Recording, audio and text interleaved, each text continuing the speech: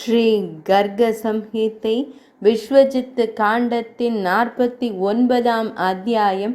ராஜசூய யாகத்திற்கு வருகை தரும் முனிவர்கள், பிராமணர்கள், அரசர்கள், சன்னதிகள், பகுதிகள், தேவர்கள், நண்பர்கள் மற்றும் உறவினர்களின் நல்வரவு. வகுலாஸ்வ மன்னர் வினவினார், மகா பிராமணரே, பிரபஞ்சத்தை அறிந்தவர்களில் நீங்கள் சிறந்தவர். எனவே உக்ரசேன மன்னன் ராஜசூய யாகத்தை விதித்த முறைப்படி எவ்வாறு செய்தார் என்பதை எனக்கு கூறுங்கள். நாரத முனிவர் கூறினார், அரசனே, பின்னர் நீதிமான்கள் அனைவரிலும் சிறந்தவரான உக்ரசேன மன்னர் பகவான் ஸ்ரீ கிருஷ்ணரின் உதவியுடன் யாகங்களின் அரசரான ராஜசூயத்தை நிகழ்த்தினார். எதுகுலத்தை சேர்ந்த ஆச்சாரிய கர்க முனிவரிடம் நேரம் கேட்டு அவன் தன் சகோதரர்களையும் நண்பர்களையும் அழைத்தான். மிகுந்த பக்தியுடன் அழைக்கப்பட்ட முனிவர்கள், பிராமணர்கள் அனைவரும் தங்கள் மகன்கள் மற்றும் சீடர்களுடன் துவாரகைக்கு வந்தனர். அரசர் சாக்ஷாத் வேதவியாசர், சுகதேவர், பராசர முனிவர், மைத்ரேய முனிவர், பைலர், சுமந்து, துர்வாசர், வைஷம்பாயனர், ஜைமினி, பார்கவ, பரசுராம, தத்தாத்ரேயர், அச்சிதா, அங்கீரசு, வாமதேவ, அத்ரி, வசிஷ்டர், கண்வ, விஸ்வாமித்ரர், சதானந்தர், பரத்வாஜர், கபத்வாஜா, பதஞ்சலி, துரோணாச்சாரியார், கிருபாச்சாரியார், பிரவிபாகா முனிவர்களில் தலை சிறந்த சாண்டில்யர் மற்றும் முனிவர்கள் தங்கள் சீடர்களுடன் அங்கு வந்தனர். பிரம்மா, சிவன், தேவேந்திரன், தேவர்கள், ருத்ரர்கள், சூரியன்கள், பாலைவனங்கள், அனைத்து வசுக்கள், அக்னி, அஸ்வினி குமாரர்கள் 2, யமன், வருணன், சோமன், குபேரன், கணேசன், சித்தர்கள், வித்யாதரர்கள், கந்தர்வர்கள் மற்றும் கிண்ணறர்கள் போன்றோர் வரவேற்கப்பட்டனர். கந்தர்வ அழகிகள், அப்சர பெண்கள் மற்றும் அனைத்து வித்யாதரிகள் அங்கு வந்தனர். இலங்கையின் அதிபதியான விபீஷணன், வேதாளன், தானவன், தைத்தியர்கள், பிரகலாதன், பலி ஆகிய கொடிய அசுரர்களுடனும் ஆகாயத்தின் மகனான அனுமன் அனைத்து வானரங்களுடனும் வந்தனர்.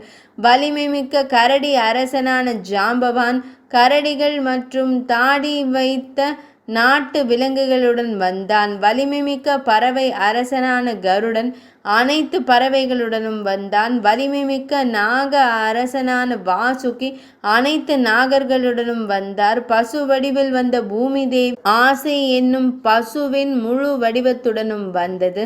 மேருவும் இமயமலையும் வழிபட்ட அனைத்து மலைகளுடன் வந்தன. பிரயாகையின் மரங்களின் அரசனான அக்ஷயவதகன் புதர்கள், மரங்கள் மற்றும் கொடிகளுடன் வந்தான். பெரும் நதிகளுடன் ஸ்ரீ கங்கையும் யமுனையும் தோன்றின. 7 கடல்களும் வெள்ளப்பெருக்கை பரிசாக அளித்தன. உக்ரசேன மன்னனின் ராஜசூய யாகத்தால் இவை அனைத்தும் மகிழ்ச்சியுடன் வந்தன. 7 குரல்கள், 3 கிராமங்கள், 9 காடுகள், பூமியில் உள்ள 9 ஊசி அடக்கங்கள், புகழ்பெற்ற 14 குகைகள், பிரயாகை, புஷ்கரம், பத்ரிகாசிரமம், சித்தாசிரமம், வெள்ளாடுகள் மற்றும் அனைத்து ஏரிகளுடன் கூடிய ஈட்டிஷான், குருக்ஷேத்திரம் ஆகிய புனித தலங்கள், தண்டகா மற்றும் அனைத்து தோட்டங்களுடன் கூடிய பிற காடுகள், கஜத்திலிருந்து ஸ்ரீ கிரிராஜ கோவர்த்தனம், பிருந்தாவனம், பிற காடுகள், ஏரிகள் மற்றும் குளங்களுக்கும் சென்றார். கோபிகேஸ்வரி யசோதா, ராணி கீர்த்திதா மற்றும் கோபியர்களுடன் தேரில் வரட்டும். சிவனின் மீது அமர்ந்திருந்த தேவி ஸ்ரீ ராதை தனது கோடிக்கணக்கான நண்பர்களுடன் வரவேற்கப்பட்டார். 100 கோபியர் கூட்டங்களும் மகிழ்ச்சியுடன் துவாரகைக்கு வந்தடைந்தன. அவர் இப்போது கோபியர்களின் நிலமிருக்கும் இடத்தில் நிலை நிறுத்தப்பட்டார்.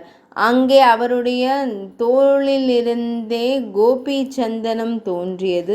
கோபி சந்தனத்தால் தோல் அலங்கரிக்கப்பட்ட ஒருவர் மனித உருவிலிருந்து நாராயணராக மாறுகிறார். யாகத்தில் 4 வர்ண மக்களும் கலந்து கொண்டனர். பிர்ஜனக்ஷு, திருதராஷ்டர், காளிகா அவதாரம் நேரடியாக துரியோதனன், சால்வன், பீஷ்மர், கர்ணன், குந்திபுத்திரன், யுதிஷ்டிரன், பீமன், அர்ஜுனன், நகுலன், சகதேவன், தாமகோஷன், விருத்தசர்மா, மகாராஜா ஜெயசேனன், திருஷ்டகேது, பிருஷ்மகதாத்தா, கோஸ், மிதிலேஸ்வர், திருதி மற்றும் பிற அசுரர்கள், நண்பர்கள், உறவினர்கள், மனைவிகள், மகன்கள் மற்றும் பேரன்கள் யாகத்தில் கலந்து கொண்டனர். இது ஸ்ரீ கர்க சம்ஹிதையின் விஸ்வஜித்து காண்டத்திலுள்ள நாரத மாமுனிவர் மற்றும் பகுலாஸ்வ மன்னருக்கு இடையிலான சம்வாதம் என்றழைக்கப்படும் உரையாடலில் உருவான ராஜசூய யாகத்தின் மங்களகரமான திருவிழா என்ற தலைப்பு கொண்ட 49ஆம் அத்தியாயம் இனிதே நிறைவடைந்தது.